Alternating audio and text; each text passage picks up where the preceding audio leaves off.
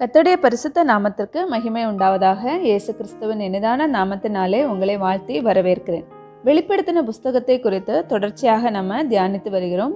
1வது அதிகாரத்திலிருந்து 7வது அதிகாரம் வரைக்கும் நம்ம ஏற்கனவே பார்த்து முடிச்சிட்டோம். இன்னைக்கு 8வது அதிகாரத்தை குறித்து தான் பார்க்க போகிறோம். 6வது அதிகாரத்திலையும் 7வது அதிகாரத்திலையும் ஆட்டுக்குட்டியானவர் 1வது முத்திரையிலிருந்து 6வது முத்திரை வரைக்கும் உடைக்கிற காரியங்களை தான் நம்ம அதில் பார்த்தோம். உடைக்கும் போது என்னென்ன காரியங்கள் பூமியிலையும் வானத்திலையும் சமுத்திரத்திலையும் நடந்தது அப்படிங்கிறத பார்த்தோம். 7வது முத்திரையை ஆட்டுக்குட்டியானவர் உடைக்கிறார்.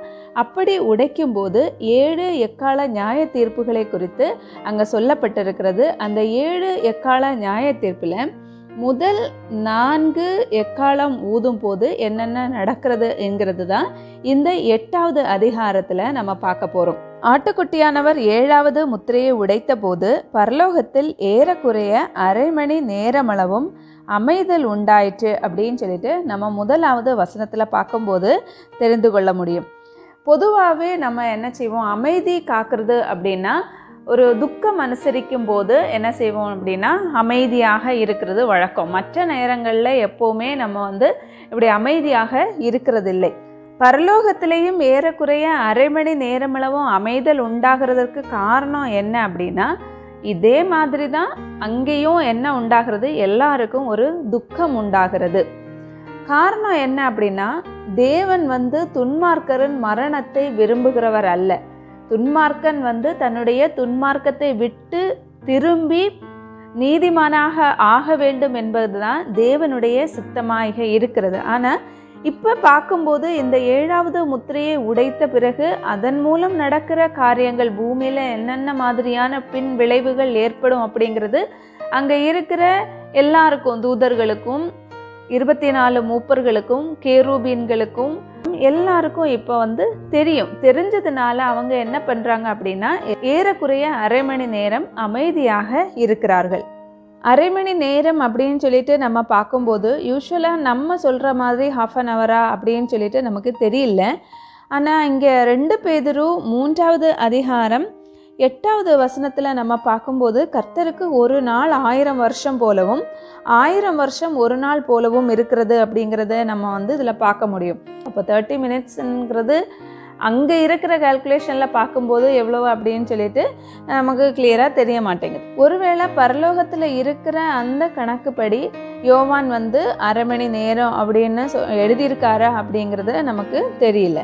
இப்படி இருக்கிற நேரத்தில் யோவான் என்ன பார்க்குறாரு அப்படின்னா, தேவனுக்கு முன்பாக 7 தூதர்களை பார்க்குறாரு. அந்த 7 தூதர்களுக்கும் 7 எக்காலங்கள் கொடுக்கப்படுகிறது. அப்படி இருக்கிற நேரத்தில் வேறொரு தூதன் என்ன செய்கிறான் அப்படின்னா, தூபங்காட்டும் பொற்கலசத்தை பிடித்து பலிபீடத்தின் படியிலே நிற்கிறான். சிங்காசனத்திற்கு முன்பாக இருந்த பீடத்தின் மேல் சகல பரிசுத்தவான்களுடைய ஜெபங்களோடும் செலுத்தும்படி மிகுந்த தூபவர்க்கம் அவனுக்கு கொடுக்கப்பட்டது. பொற்கலசத்துல போடுறதுக்கு என்ன கொடுக்கப்படுகிறது? தூபவர்க்கம் கொடுக்கப்படுகிறது. அந்த தூபவர்க்கம் எது அப்படின்னா பரிசுத்தவான்களுடைய ஜெபங்கள் தான். நம்ம இதை வெளிப்படுத்தல் 5வது அதிகாரம் 8வது வசனத்திலேயே நம்ம பார்த்தோம். பரிசுத்தவான்களுடைய ஜெபங்களாகிய தூபவர்க்கத்தால் நிறைந்த பொற்கலசங்களையும் பிடித்து கொண்டு ஆட்டுக்குட்டியானவருக்கு முன்பாக வணக்கமாய் விழுந்து அப்படின்னு சொல்லிட்டு நம்ம அதில் பார்த்தப்போ அங்கே அந்த பொற்கலசத்தில் அவங்க தூபவர்க்கமாக போடுறது எது அப்படின்னா பரிசுத்தவான்களுடைய ஜெபங்கள் தான். பரிசுத்தவான்களுடைய ஜெபங்களோடு செலுத்தப்பட்ட தூபவர்க்கத்தின் புகை தூதனுடைய கையிலிருந்து தேவனுக்கு முன்பாக எழும்பிட்டு அப்படின்னு சொல்லிட்டு நம்ம பார்க்க முடியும். அப்போது பரலோகத்தில் தூபவர்க்கம் அப்படிங்கிறது பரிசுத்தவான்களுடைய ஜெபங்களை குறிக்கிறது. நம்ம யாத்திராகமம் 30வது அதிகாரம் 34வது வசனத்திலிருந்து 36வது வசனம் வரைக்கும் நம்ம பார்க்கும்போது சுத்த வெள்ளை போளமும் குங்கிலியமும் அல்பான் பிசுனுமாகிய கந்த வர்க்கங்களையும் சுத்தமான சாம்பிராணியையும் நீ சமநிறையாக எடுத்து தைலக்காரன் செய்கிறது போல அதற்கு பரிமளமேற்றி துப்புரவான பரிசுத்த தூபவர்க்கமாக்கி அதில் கொஞ்சம் எடுத்து பொடியாக இடித்து நான் உன்னை சந்திக்கும் ஆசரிப்பு கூடாரத்தில் இருக்கும் சாட்சி சன்னதியில் வைப்பாயாக, அது உங்களுக்கு மகா பரிசுத்தமாயிருக்க கடவது. இங்கே கர்த்தர் மோசே கிட்ட எப்படி என்ன சொல்கிறாரு அப்படின்னா, தூப வர்க்கம் எப்படி செய்யணும் அப்படிங்கிற அந்த ப்ரொசீஜர் சொல்கிறாரு. சுத்த வெள்ளை போளம், குங்கிலியம், அல்பான் பிசுனமாகிய கந்த வர்க்கம், சுத்தமான சாம்பிராணி, இது எல்லாத்தையும் ஒரே அளவாக எடுத்து தைலக்காரன் எப்படி ஒரு தைலத்தை செய்கிறானோ அதே மாதிரி பரிமளம் ஏற்றி அதை பரிசுத்த தூப வர்க்கம் ஆக்கணும்.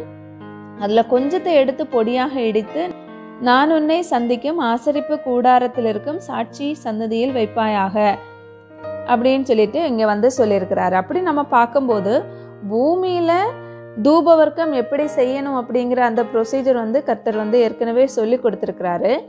இங்கே நம்ம பார்க்கும்போது பரலோகத்தில் தூப வர்க்கம் எது அப்படின்னா பரிசுத்தவான்களுடைய ஜபங்களை தான் குறிக்கிறது.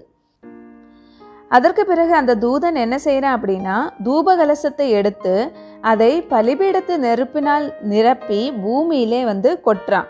அப்படி அவன் கொட்டும் போது என்ன நடக்குது அப்படின்னா, சத்தங்களும் இடிமுழக்கங்களும் மின்னல்களும் பூமி அதிர்ச்சிகளும் உண்டாகிறது. அதற்கு பிறகு அந்த 7 எக்காலங்களை உடைய 7 தூதர்கள் எக்காலம் ஊதுகிறதற்கு தங்களை ஆயத்தப்படுத்துகிறார்கள். இந்த முதலாவது தூதன் என்ன செய்யறான் அப்படின்னா, எக்காலம் ஊதுகிறான். அவன் எக்காலம் ஊதும் போது என்ன நடக்குது, இரத்தம் கலந்த கல்மழையும் அக்கினியும் உண்டாகிறது. அது பூமியிலே கொட்டப்படுகிறது. இப்படி அது கொட்டப்படுகிறதுனால மரங்களில் 1/3 வெந்து போயிட்டு பசும் புல்லெல்லாம் எரிந்து போயிட்டு. இப்போ முதலாவது தூதன் எக்காலம் ஊதுகிறான். அவன் எக்காலம் ஊதும் போது இரத்தம் கலந்த கல்மழையும் அக்கினியும் உண்டாகிறது. அது என்ன செய்யறாங்க, பூமியில அது கொட்டப்படுகிறது. பூமியில கொட்டப்படும் போது பூமியில இருக்கிற மரங்கள்ல 1/3 எல்லாம் வெந்து போகிறது. பூமியில இருக்கிற பசும் புல் எல்லாமே என்ன செய்கிறது அப்படின்னா எரிந்து போகிறது. அதற்கு பிறகு இரண்டாவது தூதன் எக்காலம் ஊதுகிறான். அவன் எக்காலம் ஊதும் போது அக்கினியினால் எரிகிற பெரிய மலை போன்றதொன்று சமுத்திரத்திலே போடப்பட்டது. இப்போ ரெண்டாவது எக்காலம் ஊதும் போது என்ன நடக்குது, ஒரு அக்கினியினால் எரிகிற பெரிய மலை அது இருக்கு இல்லையா, ஒரு பெரிய மலையில ஃபுல்லா தீப்பிடிச்சு எரிஞ்சிட்டு இருந்தா எப்படி இருக்கும், அந்த மாதிரி ஒன்று என்ன செய்கிறாங்க, எடுத்து சமுத்திரத்தில் போடுறாங்க. இதனால சமுத்திரத்தில் 1/3 என்னமாகுது, இரத்தமாகிறது. அப்படி ஆகும்போது என்ன நடக்குது அப்படின்னா, சமுத்திரத்திலிருந்த ஜீவனுள்ள சிருஷ்டிகளில் 1/3 செத்து போகிறது. கப்பல்களிலும் 1/3 நாசமாகிறது, சேதமாகிறது. அடுத்து மூன்றாவது தூதன் எக்காலம் ஊதுகிறான். அவன் ஊதும் போது என்ன நடக்குது அப்படின்னா, ஒரு பெரிய நட்சத்திரம் தீவட்டியை போல எரிந்து வானத்திலிருந்து விழுந்தது. அது ஆறுகளில் 1/3 மேலும் நீரூற்றுகளின் மேலும் விழுந்தது. இப்போ மூன்றாவது தூதன் எக்காலம் ஊதும் போது ஒரு பெரிய நட்சத்திரம் என்ன செய்து வருது. அது எங்க விழுது அப்படின்னா, ஆறுகளில் 1/3 மேலும் நீரூற்றுகளில் அதன் மேலும் என்ன செய்கிறது, விடுகிறது. இந்த நட்சத்திரத்துக்கு என்ன பேர் அப்படின்னா, எட்டி அப்படிங்கிறது அதனுடைய பேர். அது எட்டி அப்படின்னா என்னது, கசப்பு அப்படிங்கிறது அதனுடைய அர்த்தம். அந்த கசப்பு காரணமாக அதில் இருக்கிற தண்ணி எல்லாம் எப்படி ஆகுது, எட்டியை போல கசப்பாகிறது. அந்த கசப்பான தண்ணியினால மனுஷரில் அநேகர் செத்து போனார்கள் அப்படின்னு பார்க்க முடியும். நாலாவது தூதன் எக்காலம் ஊதும் போது சூரியனில் 1/3 சந்திரனில் 1/3 நட்சத்திரங்களில் 1/3 சேதப்பட்டது. அவற்றில் 1/3 இருளடைந்தது. பகலிலும் 1/3 பிரகாசம் இல்லாமல் போயிட்டு, இரவிலும் அப்படியே ஆயிற்று. இப்போ நாலாவது தூதன் எக்காலம் ஊதும் போது சூரியனிலும் சந்திரனிலும் நட்சத்திரங்களிலும் 1/3 என்னவாகுது, சேதப்பட்டது. அப்படி அது சேதப்பட்டதுனால இப்போ என்ன ஆகுது அப்படின்னா, 1/3 எல்லாம் இருளடைகிறது. பகலிலும் இரவிலும் அப்படியே ஆயிற்று அப்படின்னு சொல்லிட்டு நம்ம அதில் பார்க்க முடியும். இப்படி இருக்கும்போது ஒரு தூதன் வானத்தின் மத்தியில் என்ன செய்யறான், பறந்து வருகிறதை யோவான் பார்க்குறாரு. அவன் மகா சத்தமிட்டு என்ன சொல்கிறான் அப்படின்னா, இனி எக்காலம் ஊத போகிற மற்ற 3 தூதருடைய எக்கால சத்தங்களினால் பூமியில் குடியிருக்கிறவர்களுக்கு ஐயோ ஐயோ ஐயோ என்று சொல்ல கேட்டேன் அப்படின்னு சொல்கிறாரு. இப்போ 4 எக்காலம் ஊதியாச்சு. 4 தூதர்கள் 4 எக்காலத்தையும் ஊதிட்டாங்க. இனி 3 எக்காலம் ஊதுறதுக்கு இருக்கு.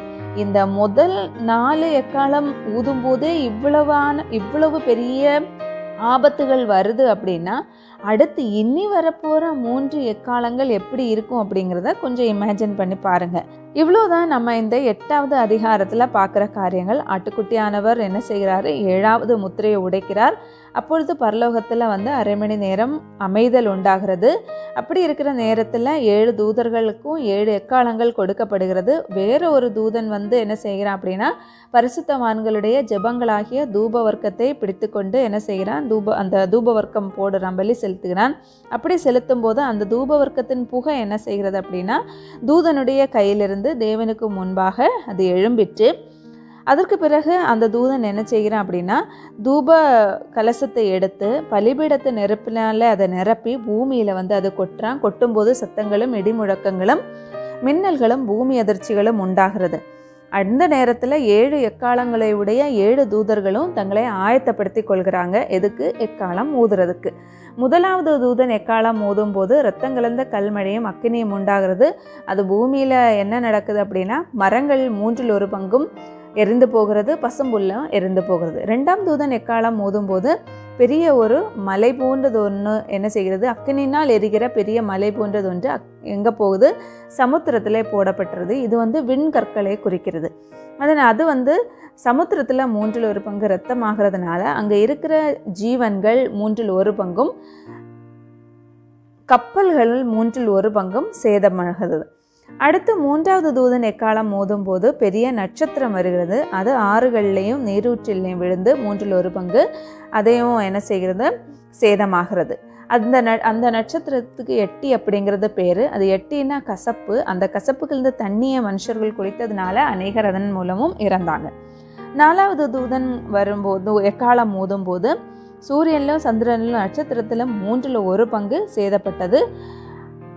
அதனால் என்ன நடக்குது அப்படின்னா இருளாக எல்லா இடமும் இருளாக இருக்கிறது. பகல்லையும் இரவுலையும் அப்படியே தான் இருக்குது. இனி வருகிற 3 எக்காலங்கள் ஊத போகிற போது பூமியில் குடியிருக்கிற இந்த ஜனங்களுக்கு ஐயோ ஐயோ அப்படின்னு சொல்கிறான். அப்படிங்கிறத யார் கேட்குறாரு? யோவான் அவருடைய காதுகளால் அவர் கேட்குறார்.